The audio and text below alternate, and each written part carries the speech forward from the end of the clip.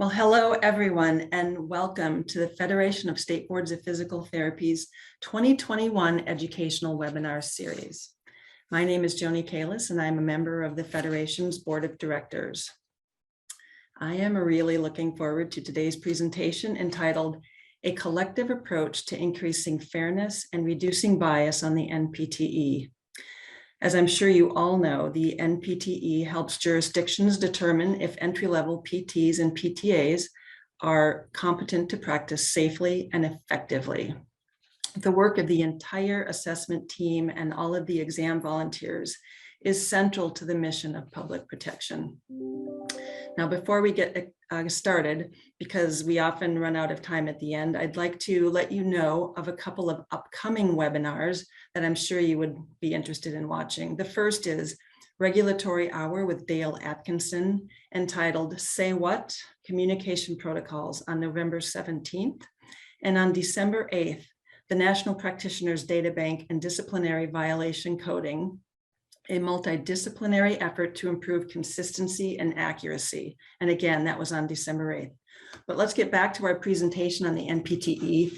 The FSBPT has an amazing exam team made up of, well, incredible people. And we have 5 of them here today, and I'm honored to be amidst these assessment giants.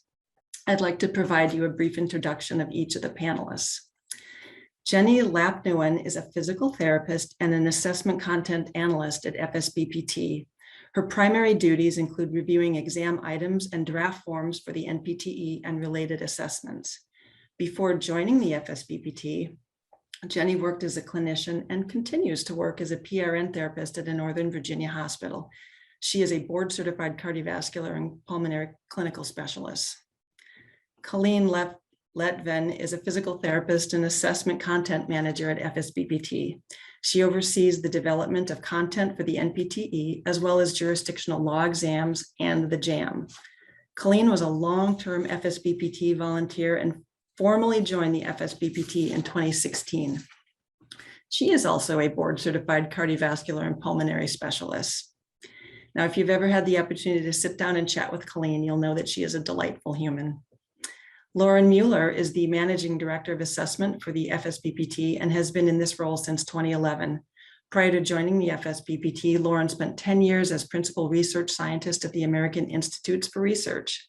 Lorin received his PhD in Industrial and Organizational Psychology with a specialization in Statistics and Measurement in 2002. A native Texan, he is both smart and funny. Welcome, Lorin. Ashley Ray is the Assessment Senior Research Associate at FSBPT. Her primary responsibilities include exam development tasks, exam security, and fairness and bias evaluation of items on the NPTE. Ashley received an MA in Industrial and Organizational Psychology in 2015, with a concentration in exam development and employee training. If you had the opportunity to attend the annual meeting in Oklahoma City, you'll also know that Ashley is a talented line dance instructor. And finally, Joanne Wagner is the editorial project manager in the assessment department of FSBPT. She provides oversight of editorial work and editorial quality assurance for the NPTE and NPTE related documents, and is responsible for copywriting processes for the NPTE, which is no small task. Prior to joining FSBPT, she was the editor of scientific journals and textbooks for a specialty medical association. Now, participants, we want and need to hear from you. So if you have a question, please post it in the chat and we'll be taking questions at the end. So without further ado, panelists, take it away. Thank you, Joni. Thank you for that delightful introduction. And I think I speak on behalf of the entire team that it is truly a pleasure to be here with all of you this afternoon. Okay, next slide. I think we are going to do a warm up. We're going to have several polls throughout the webinar today. And so we'd like just to get a sense of who is joining us today. So if you'd like to just take out your phone and scan the QR code, or if you'd rather just go to slido.com and enter that event code, that would be great. Looks like we have about 16 or 17 participants already responding to the survey, and We would expect a lot of you to be PT and PTA educators. Excellent response so far. Thank you, everyone. Excellent. We see the PT and PTA educators taking the lead, not surprising.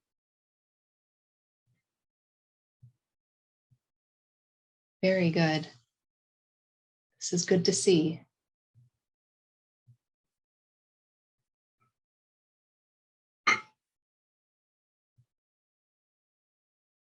Try and get a couple more people to fill out that poll here.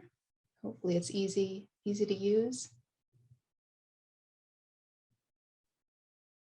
50% are educators, followed closely by clinicians, PTs and PTAs. Excellent. Just a couple more seconds to get anybody trickling in to fill out the survey. Fill out the poll. Get used to it.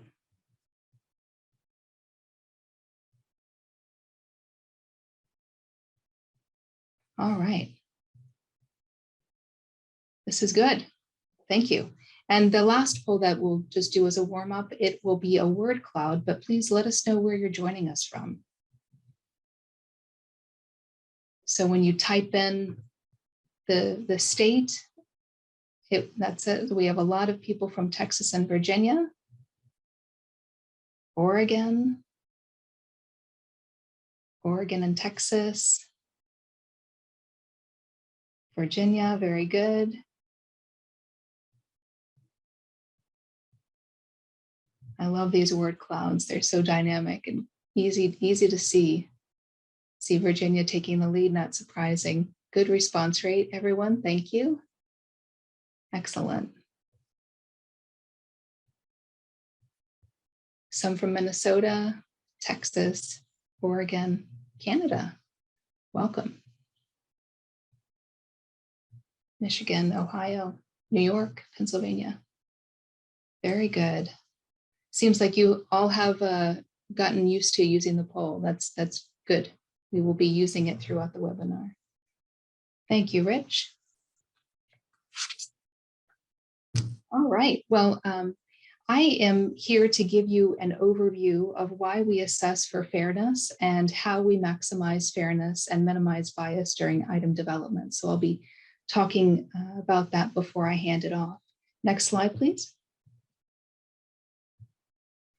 The Federation of State Boards of Physical Therapy is charged with fulfilling our mission to protect the public by ensuring the ongoing excellence, reliability, defensibility, security, and validity of the National Physical Therapy Examination, or NPTE. Passing the NPTE, as Joni said, is a critical step in ensuring the candidate has the requisite knowledge to practice safely and effectively. Our focus as regulators is to ensure that there is no barrier to any candidate taking the NPTE when considering factors they cannot control, such as race, ethnicity, gender at time of birth, language, age, disability, or socioeconomic status. Our job is to ensure that candidates have an unobstructed opportunity to demonstrate whether they have the knowledge and skill requirements to meet the minimum entry-level requirements to practice physical therapy safely and effectively.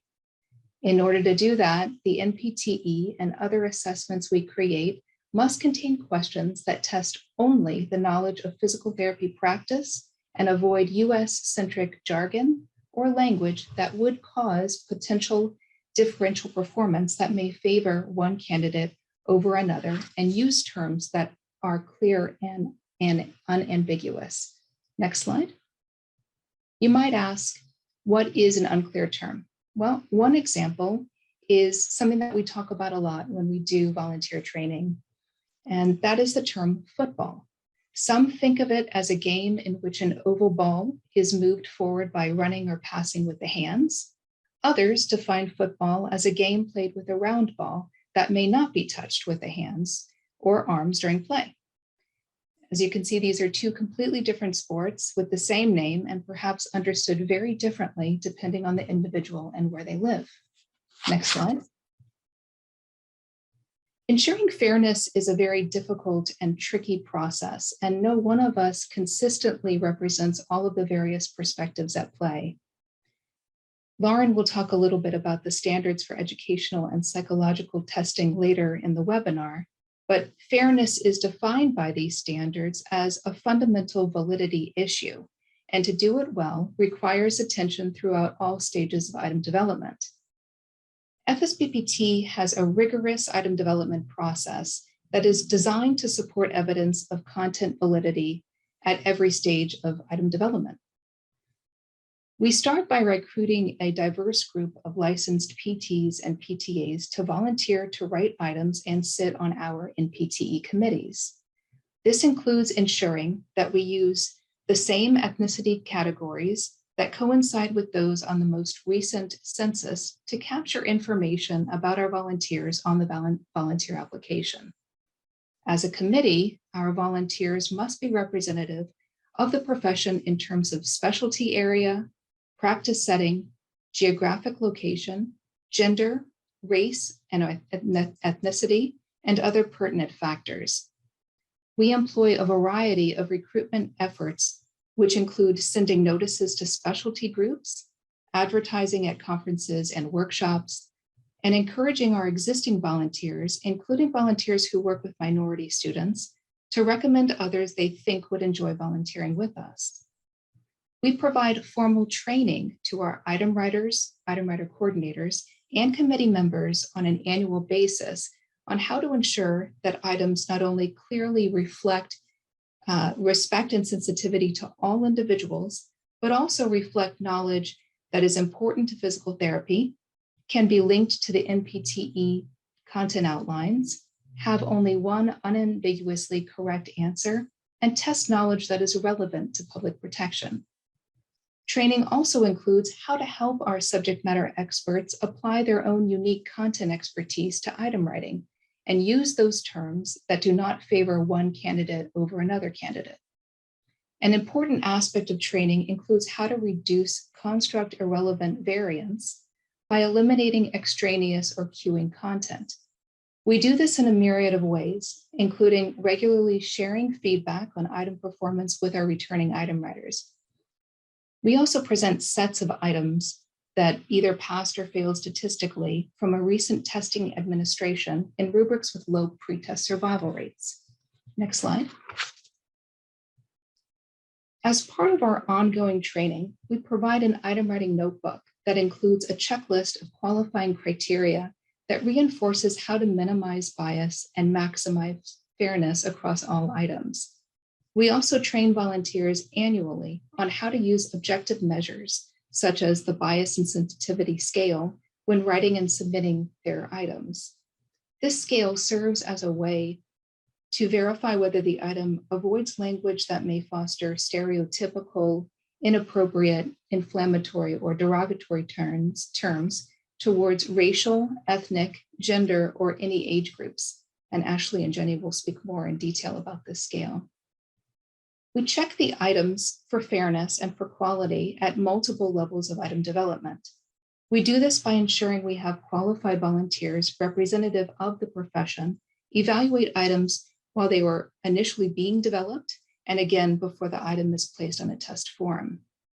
We also have staff physical therapists who verify the content of each item and staff editors who evaluate style and clarity of the items. And Joanne will speak in further detail about this. And we test the system. One way we do this is by periodically conducting data analyses to identify items with potential differential item functioning, or DIF, caused by a variety of reasons. DIF may occur when equally able test takers, such as a CAPT criterion group, differ in the likelihood of answering an item correctly as a function of being in that certain group. If an item is identified as potentially having DIF, the item undergoes individual and independent review by 3 staff physical therapists. Another example of how we've previously tested the system was by implementing a secret shopper experiment, which Ashley will speak about later. We also periodically survey our volunteer groups immediately following each meeting to collect information about the item and examination development process to help us internally identify and modify the way that we provide training and ongoing subject matter expert support.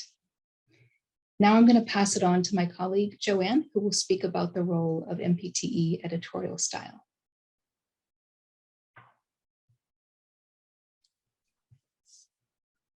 Thank you, Colleen. And I'm going to just talk about one of the tools that we provide for item writers to support them in their efforts to increase fairness and reduce bias. Next slide. The NPT style manual is one of these tools that we provide to item writers in their notebooks, and we continue to reference it and emphasize it during item writer training. The style manual is the aim of all of our style conventions is really to provide candidates with a consistent testing experience. And this allows them to focus on the content of the questions that they're being asked rather than distracting details or alarming details that might distract them from their thinking process. The style manual is consistent with the American Medical Association Manual of Style and with style guidance from specialty medical associations. And we continually look at the updates to these other sources of style guidance and try to align our style manual with those. As I said, the style manual is used by item writers, but it's also used by others in the review process for items and for test forms as they go through the process of development. And it's used by FSBPT staff. There is a process to look over the style manual once a year and annually update it to reflect changing medical terms. The potential changes can be recommended by exam committee members, item writer coordinators, or staff, and those are reviewed by the exam committee chairs at their annual meeting, and they make decisions on whether their changes should be made. Next slide. So the style manual is aimed toward having NPT questions include clear language and also preferred language. These allow us to increase fairness for candidates whose first language is not English, but also to express respect for candidates of all backgrounds and patients with various clinical characteristics. Next slide. Here's some examples of from the style manual that are aimed toward use of clear language to increase fairness. We focus on clinical rather than colloquial terms. Some examples are there. Instead of saying that someone performs a wheelie in a wheelchair, we would be a little more explicit about that and say that they balance or propel a wheelchair on rear wheels. Instead of using a term that might be a little derogatory, such as stump in amputation, we would use the term residual limb. We also make a point to include US customary and metric units for most measures. For example, distance is expressed in feet and meters, and other measures having to do with other standard measures are also expressed in the US customary and metric units. Most abbreviations are spelled out. For an example, instead of using AFO with no explanation, we would just spell it out as ankle foot orthosis. There are a few abbreviations that are acceptable for use that do not need to be spelled out. Most of these have to do with units of measure, for example, BPM for beats per minute. And all of those abbreviations, if they might be encountered on an NPTE item, are listed in the candidate handbook so that a candidate would know which abbreviations they could expect to see on NPTE items that might not be spelled out in full. We use generic terms for medications, and in most cases followed by a common brand name, so that we would, people who are taking the test would be able to identify a medication depending on what they might be most familiar with hearing. We also use generic terms for equipment. An example would be use of elastic resistance band instead of TheraBand. And we try to make it a point to express patients' age in the number of years rather than a descriptive term such as elderly, which can be a little vague and perhaps a little derogatory depending on people's preconceptions of what those categories mean. Next slide.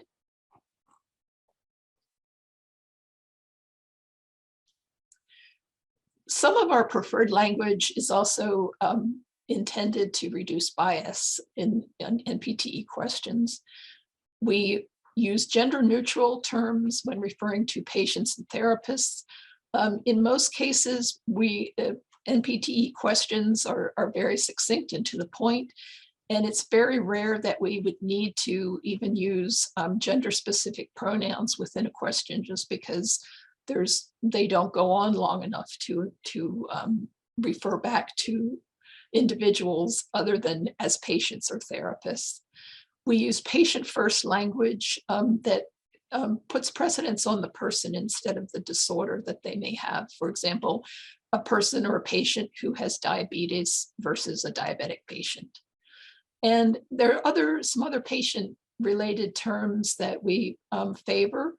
For example, a patient reports something versus a patient complains of something, and patients adhere to treatment rather than comply with treatment. Adherence is a more neutral statement of a fact, and compliance sometimes implies an unequal relationship between the therapist and the patient.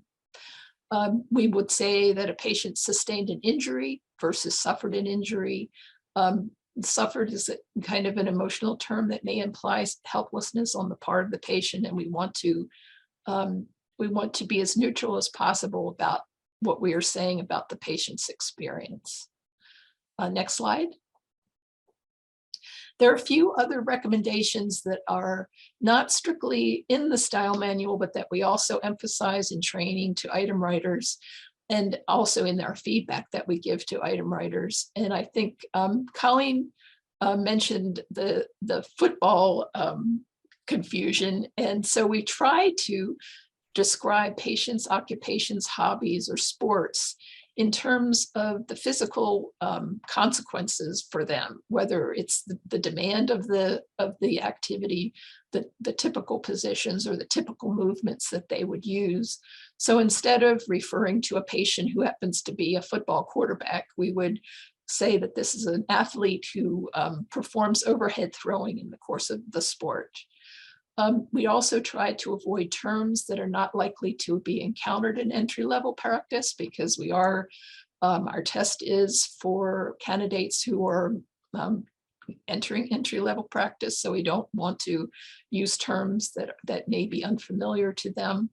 And an example of that is, instead of using some of the Latin-based terms such as gravida or para when referring to pregnancies or live births, we would try to use the more common, straightforward term for that. And that is all for me. I'm going to turn it over to my colleague Ashley, and she'll tell you some more about the development of the NPTE Fairness Review.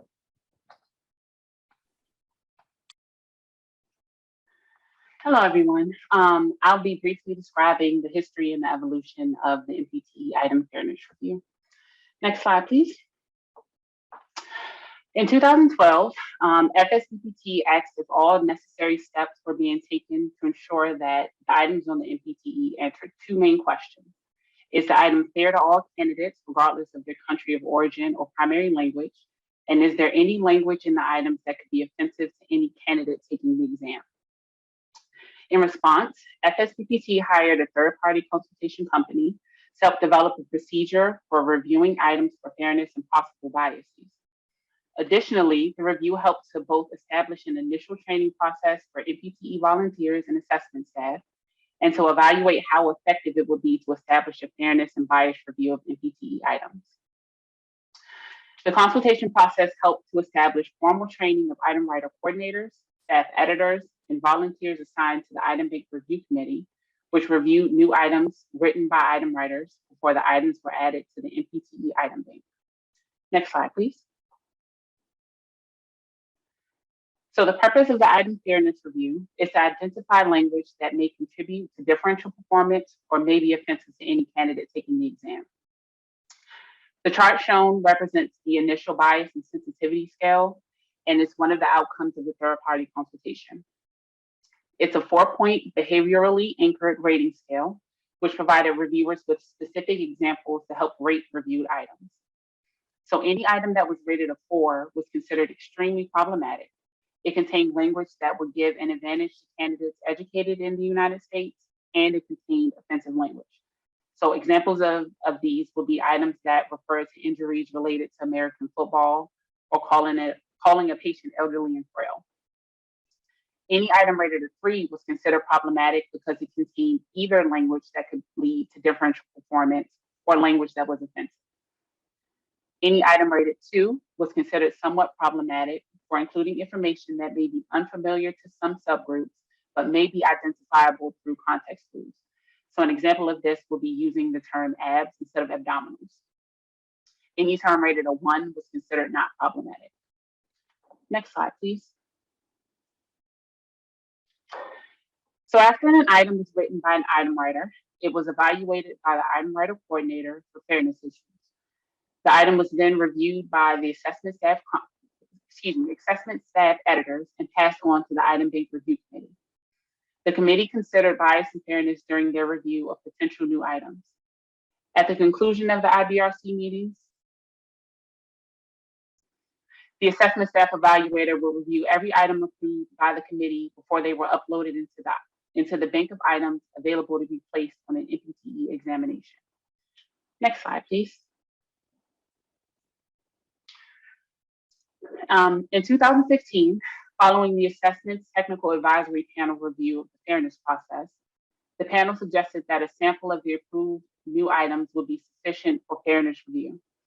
Following each IBRC meeting, 100 items were randomly selected for fairness review. Soon after, 2 volunteers who were foreign trained and had experience with language and cultural biases were asked to conduct fairness reviews during the staff transitional period. The 3-person Fairness Review Committee was established in 2016 to internalize the review process.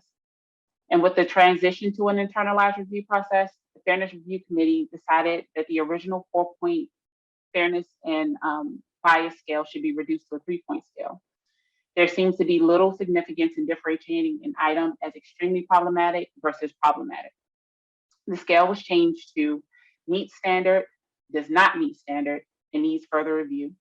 And Jenny will detail the scale a little bit later. The exam development volunteers were then all cross-trained in reviewing new items written by item writers and reviewing fully compiled forms. Due to this change, the IBRC was combined with the exam development committee. All volunteers are now trained in identifying fairness issues at all levels of item and form development. Due to the cross-training of the exam development volunteers, the decision was made for the Fairness Review Committee to review 10% of new items approved by the Exam Development Committee. Reviewing a percentage instead of a set number would help provide a consistent and representative sample of items to be reviewed for fairness. I'm going to pass it along to Jenny, who will describe our current item fairness processes. Thank you, Ashley. Next slide. So this is the updated and simplified 3-point scale that we now use for sensitivity review. This is what all the item writers, the coordinators, and the Fairness Review Committee are trained to use. Items that meet standards generally contain content and terminology that is, here's the key phrase, universally familiar to all candidates. Items that do not meet standards have irrelevant content or unclear language that could either potentially cause different subgroups of candidates to perform differently or it can contain language or content that may be viewed as offensive. Fortunately, this second type of error is very rarely found in our items. And then finally, an item may need further review. So that means groups of candidates might not be familiar with certain language in the item, but the main premise of the question can still be understood from other information given in the item. So kind of like context clues. Next slide. So the following chart is a summary of the NPTE exam development process and where the fairness review fits in. First, when an item writer submits an item to the coordinator, both individuals use that 3-point sensitivity scale that I just talked about to indicate if the item meets our fairness standards. And then once the item is approved, a staff editor reviews the item from the lens which Joanne just previously detailed. Then the item is reviewed by the Exam Development Committee, the EDC, and either rejects the item or approves the item during new item review.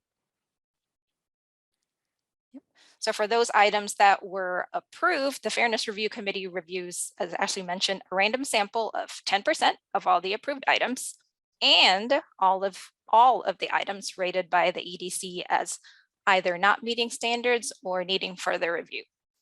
The problematic items are either edited just to meet our fairness criteria, or if we can't figure out a way to resolve the issue, the item is sent back to the committee with likely a recommendation to just omit the item completely.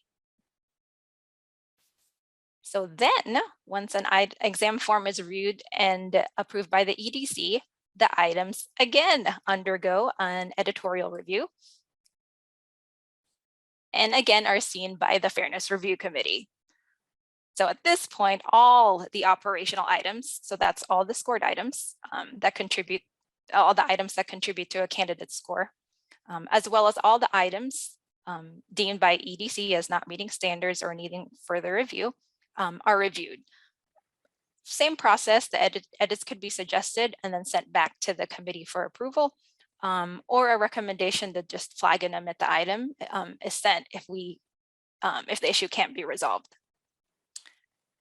Next, once all the items are seen by candidates, they undergo a psychometric review to determine if they can be used in future exams. And Lorin will go into a little bit more detail about that process. What I hope you can all appreciate from this flowchart is that there are many eyes that look at all these items, and each individual brings their own perspective when reviewing. As Colleen mentioned, we strive to have diversity in our item writers, coordinators, exam development committees. So people practice from different regions, have different backgrounds, have different years in practice. So we try to make sure that the items can be clearly understood by all candidates. Next slide. So now that you know how we look at items from a fairness perspective, we'd like you all to try your hand at performing a fairness review. So we're going to be showing you 3 different exam items, and you tell us if you think the item either meets standards, doesn't meet standards, or needs further review. So I'll show you the item first. A poll question will pop up for you to let us know what you think. And don't worry, we're not asking you to answer the exam item. We just want you to consider whether the item is fair. All right, everybody ready? Next slide. Okay, so question 1. When walking in pumps, which of the following muscles are active at initial contact? And then A, B, C, D, we have 4 sets of muscle groups. When walking in pumps, which of the following muscles are active at initial contact? Next. So what do y'all think? Would the item pass fairness review? So once again, that question was, when walking in pumps, which of the following muscles are active in initial contact?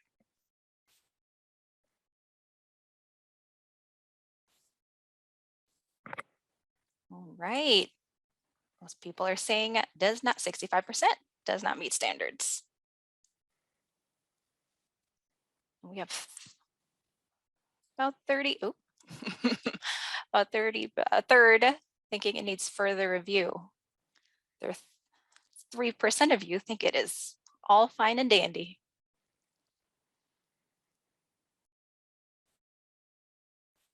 Good majority though, about 70%, do not think it's meeting standards. The question again was, when walking in pumps, which of the following muscles are active at initial contact?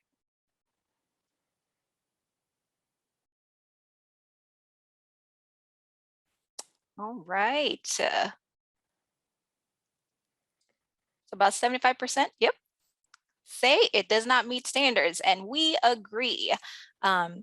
Here, the item asks candidates to identify which active muscles, which muscles are active during a particular phase of gait.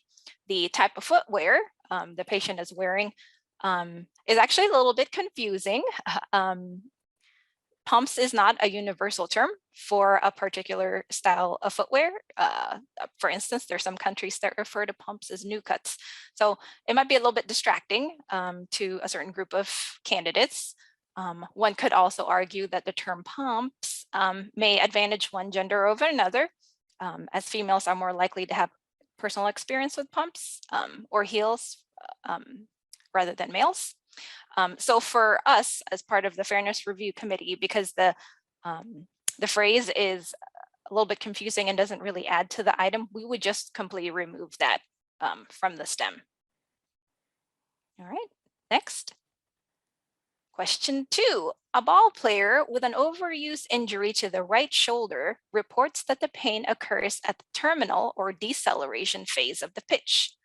Which muscle group should most likely be treated initially? And then we have a set of, or 4 pairs of muscle groups. Next. So what do y'all think? I'm gonna read that again. A ball player with an overuse injury to the right shoulder reports that pain occurs at the terminal or deceleration phase of the pitch. Which muscle group should most likely be treated initially?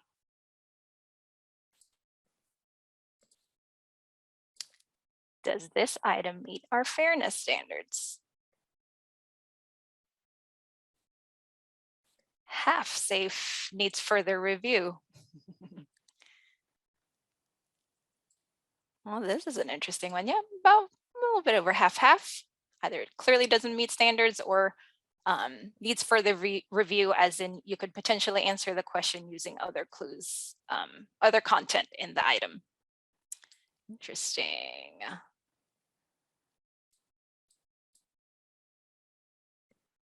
%, think it's perfectly fine. All right, let's take a look.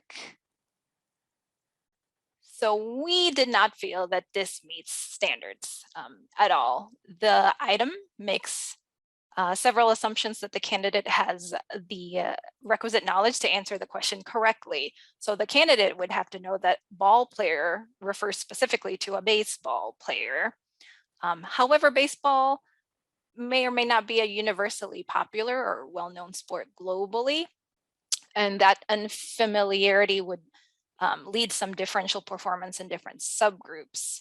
Additionally, and I think this is why it's more does not meet criteria versus needs further review, pitch actually implies different actions for different sports. So in baseball, a baseball pitch is very different than a cricket pitch. The motions are just different. You would be using different muscle groups, arguably. In the UK, a pitch refers to a soccer or a football field. So all in all, the item may just be confusing to different groups of people. So how we would get around the issue as the Fairness Committee, because we like to, preserve our items if we can, is to perhaps add a graphic, either a photo or a video of the motion that we're trying to test to ensure that all the candidates know what we're referring to. Next. All right, last question. An elderly lady is receiving physical therapy after a hip fracture repair and falls during a treatment session in her unit. The physical therapist's assistant first response should be to stay put with the patient and summon help, return the patient to bed and contact the nursing supervisor, ring the referring physician, or reassure the patient and ring the supervising physical therapist. Next slide. So once again, that item, because I know you can't see it, was an elderly lady is receiving physical therapy after a hip fracture repair and falls during a treatment session in her unit. The physical therapist assistant's first response should be to, we had a list of responses. All right, we got half saying, oh, half, right down the middle.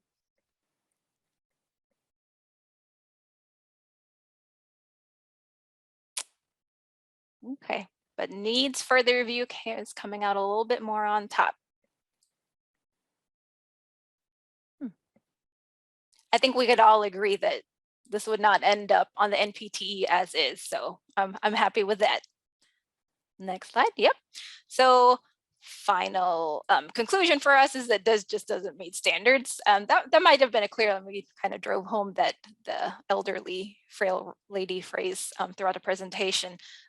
So that phrase is irrelevant, doesn't add any value to the context of the item. It's unnecessary to include the age and gender unless it actually relates to the content that we're testing. But yeah, including the age and gender might suggest a stereotypical reference and maybe considered a little bit ageist. So for the NPTE, we just removed that phrase entirely.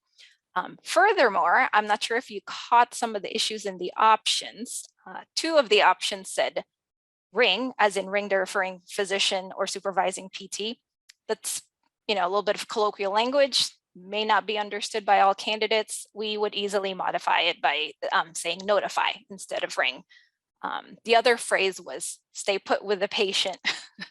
Probably easy to understand, but may not be clear to everybody. We would probably just rephrase that as remain with the patient. Thank you for participating in the polls. Hopefully you were all able to see what it was like to be part of the fairness review process. Next slide. So the following chart gives you an overview of how many items the Fairness Review Committee has reviewed in the past 5 years. As you can see, we're reviewing about 350 items a year on average. Of that amount, we've only had to edit 3 to 10 items a year. And I'm going to highlight the trend here that as the years go on, the percentage of items that need editing due to not meeting our fairness standards has declined significantly. So we owe that to the regular trainings that we give to the writers, the coordinators, and those include feedback from the Exam Development Committee and the Fairness Review Committee. So now Ashley will tell you about the secret shopper experiment that FSBPT performed just to make sure that our fairness training is in fact effective. Next. So how do we know that all of the steps we've described previously are actually working in this process? Next slide, please. So in 2018, the Fairness Review Committee was interested in answering 2 questions. How well is the fairness training given to item writer coordinators and assessment staff? And where in the item development process are issues being caught and corrected? To answer those questions, the secret shopper experiment was developed. The experiment was intended to help the Fairness Review Committee adjust any training methods if necessary. 4 volunteers who are currently writing items for the NPTE were selected by the assessment content manager and asked if intentionally problematic items could be passed through to their item writer coordinators under their names. The experimental items included language that item writer coordinators, assessment editors, and assessment content analysts were trained to identify and correct. The only people who are aware of the experiment were the members of the Fairness Review Committee and the selected item writers.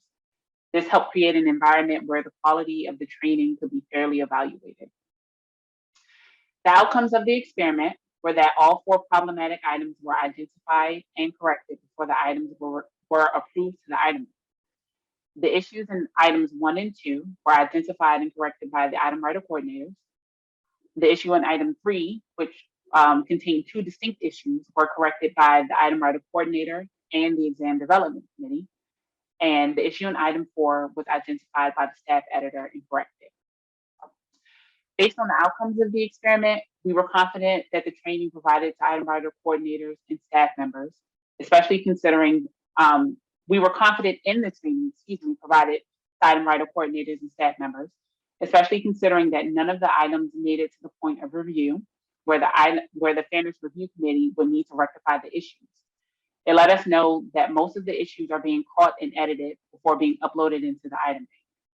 And as you saw from the table that Jenny just presented, the percentage of items that are edited for fairness has steadily decreased over the last 5 years.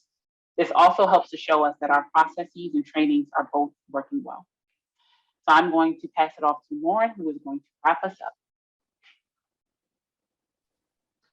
Thank you, Ashley. So from a big picture perspective, how do we know how well we're doing? Right? So next slide, please. When we talk about fairness, we tend to talk about kind of three big picture ideas. The first is process. What do we do? How are we engaging with people? And are people experiencing this process in an equitable way? And the second is outcomes. What happens at the end of the process? Are people achieving equitable, not necessarily equal, but equitable outcomes? And then the third is interactions. As we interact with people going through the process, are we treating them fair? Are we treating them equitably? And in many cases, are we treating them the same? Next slide, please. So first, I want to talk about our process. Joanne and Jenny and Ashley and Colleen have all talked about the item development process. I think Colleen mentioned setting standards. We also have an administration and scoring process that really values fairness. We want to make sure that everybody coming in is treated a fair way. This is one of the reasons why we have a standardized test, right? A standardized test ensures that there's very little room for anyone along the process to interject bias or to treat people any differently than any other candidate. And so that's really, as you hear this presentation, the fact that when we focus on fairness, we want to make sure that things are universally accessible, that everybody has an equal opportunity to show their knowledge and skills, as well as a scoring process. So the scoring process, we try to make sure that we have a ton of quality assurance in that process, because again, if things aren't reliable in terms of the systems that we have in place, that's going to impact fairness. We're not treating people fairly. We also follow professional guidance. Colleen mentioned the standards for educational and psychological testing. Standards identifies three foundational issues: validity, reliability, and fairness. And within those three foundational issues, those are the first three chapters of the book, and those are cited throughout every single chapter when they talk about applications of educational and psychological tests. They want to say, hey, how do you establish validity?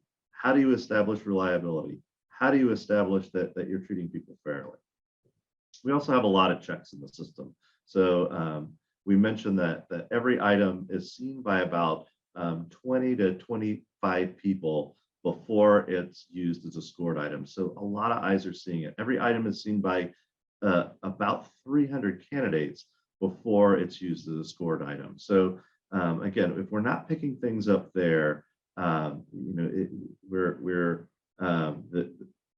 it's going to be really hard to identify them. They go through a tremendous amount of review, and we're always trying to figure out how we can do better. So Ashley mentioned the secret shopper experiment. That was a fantastic opportunity for us to say, hey, let's put some items out there that aren't going to meet standards and see where we're picking them up. And again, throughout the system, those items were picked up. And then we also have external oversight. So we're actually overseen by a couple of groups. One is the technical advisory panel that I just met with today. We talked a lot about these issues. We actually have some updates that we'll probably be sharing over the next few months in terms of how we're looking at data and what kind of information we can provide. And we're also accredited by the Burroughs Center for Testing at the University of Nebraska at Lincoln. And they go through point by point in the standards document, and they hold us accountable for making sure that we're meeting the standards in ways that are relevant to a licensure test. Next slide, please.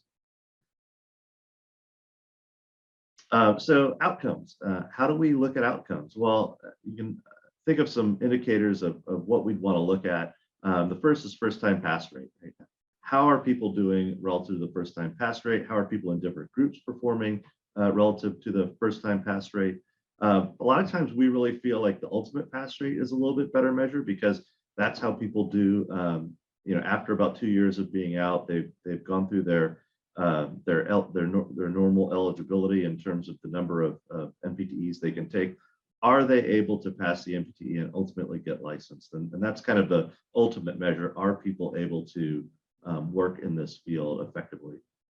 The flip side of that is the dropout rate, right? How many people are discouraged before they exhaust their eligibility, before they hit that 6-time exam limit? And that's something really interesting to look at. Now, here's the caveat to this is, we really don't have any data to show you on this because we're not to the point where we're comfortable that we have a good understanding and good interpretation of the data that we see. Our first big limitation is that we don't get that much demographic data. We don't require it at registration. So candidates go through and sometimes they just skip that question.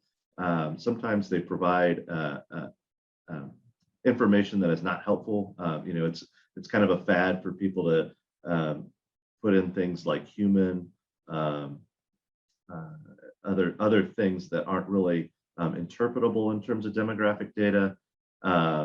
And even if we do get the data and kind of combined with that, we have small numbers in some groups. So if we only get about half or maybe even less than half of the candidates give us reliable demographic data, and then we talk about the numbers within any particular subgroup, and especially when you get into kind of intersectional groups, those numbers are going to be very small. And we all know that PTs and PTAs aren't quite as diverse as a profession as the country as a whole. So, as we go through, we kind of whittle down into groups that become a little bit less reliable to compare with one another.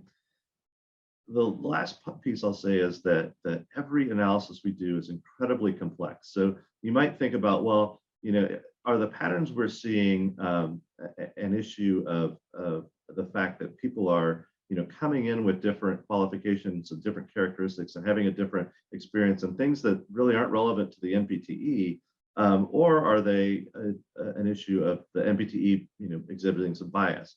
Now, the one analysis where we feel good about being able to compare apples with apples is the differential item functioning that Colleen brought up. There we can get a really good comparison of group A with group B. But again, that is a very complicated analysis. It requires a lot of people in each group. And in a lot of cases, we just don't have the numbers to be extremely confident in that analysis. There's another thing called Simpson's paradox, where, for example, if you get more people in school B are in a particular group, and then more people in school A are in another group, you can actually get results that conflict with what's really going on, because the issue might be that the school has an issue versus the individuals within each school. So it's very difficult to pull these things out and be confident in the analyses. Now, again, I have good news. We talked to our oversight group today, our technical advisory panel, and we have a plan, and they loved our plan. They gave us really good feedback, and this group is a murder board, as Colleen will tell you, and Ashley's been in there. They're a murder board. So the fact that they really liked our plan for how to look at fairness from a database perspective, I'm very excited about it, and I hope we're able to share really good information and actionable information as we go forward. Next slide, please. Then we want to talk about interactions, and this is another area I'm tremendously proud of our organization for. We have probably among licensure and certification groups, one of the most fair and transparent candidate handbooks out there. If you read our candidate agreement for security, you can understand the whole thing, which is crazy. If you ever read another candidate agreement from another organization, you're not really sure what you're agreeing to. And we've laid out things in a very straightforward manner so that everybody knows what the expectations are. We also have a tremendous amount of information in terms of what's on the NPT and why. And that goes out not just to the candidates, but educators as well get access to this. And I've gotten a lot of good feedback about our practice analysis and our candidate handbook information in terms of what's on the NPT. There should be no surprises. We make a practice exam, the PET, available at what I believe is a very reasonable and attainable price. So, and that not only provides people with a retired form and a practice form, so 2 forms, but it also provides a lot of the rationale and the references behind why we think an answer is right. So if anybody has any kind of test taking anxiety or some bad strategies, they can actually use PET to remediate some of those things. We use objective scoring. One of the things that we're often asked about is, well, why don't you do a clinical exam? And part of the challenge of that, and I'm not, this isn't an indictment of other clinical exams, but it does allow for a lot of bias to creep in. And even the most well-trained people, might somehow generate hypotheses about people that they're observing. And, rather than observing what they're seeing, they are then testing a hypothesis, and that gets them away from objective scoring. One of the great things about standardized multiple choice tests is that they can be objectively scored, and there's really no bias in the scoring mechanism. Our post-administration survey is fantastic. We always get high marks for how we treat people. When we don't get high marks, or when Prometric doesn't get high marks, we follow up on that, and we try to hold people accountable and figure out how we can improve. So we're doing really well there. And then we have the npt@fsbpt.org email address. We like feedback, we solicit it. It's the breakfast of champions, as many people say. So we really do value the commentary that we get back from our candidates and from educators that helps us to improve the NPTE. And as I mentioned, all this stuff goes to boroughs, and they look at this stuff and they want to understand how these data impact things that we're doing to improve the program and to improve candidate access. So that being said, next slide, please. We have a few minutes left for questions. I'm sure some of us will stick around a little bit. I think Joni is going to be emceeing the questions if there are any. But thank you for your time and your attention. We really appreciate it. And this is just a vital issue for our entire organization. Wow, panelists. I mean, that was phenomenal. Thank you so much for sharing your knowledge and expertise with the group today. Now, participants, this is a huge opportunity for you. If you've got any burning questions about the NPTE, you have this incredible group in front of you who can answer all of your needs. Panelists, I don't see any questions in the chat right now. I do see thank yous though. I guess we answered all their questions. Nobody needs to learn anything more about fairness because we got it. Good job, everybody. Panelists, if any of you have any additional pearls of wisdom to share with the group, any closing thoughts?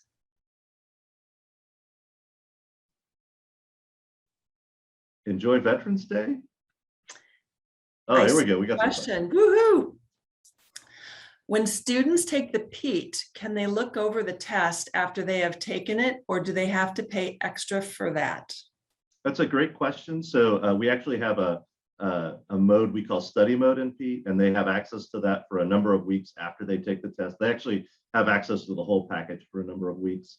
So if they take it on the last day, that's probably not great.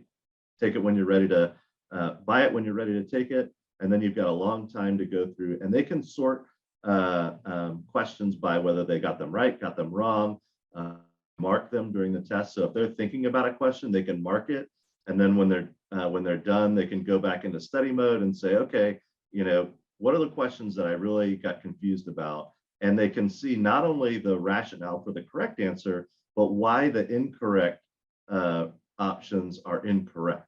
And I believe all those have references. So we really do try to nail down, here's how we write an item for the NPTE. And you not only have to demonstrate that the right answer is right, but that the wrong answers are wrong. So I'm a huge believer in that product. And if you look at the data linking the PEAT and the NPTE, it is very clear that it's both highly correlated as well as a great remediation tool. People do gain quite a bit in their scores after taking the PEAT and then taking the NPTE. Great, thank you. I have a second question here. Is the work and knowledge survey available to see? Yes, that's on our website. If you Google NPTE validity or NPTE or FSBPT practice analysis, any of those things. Oh, somebody posted. Thank you, Jenny.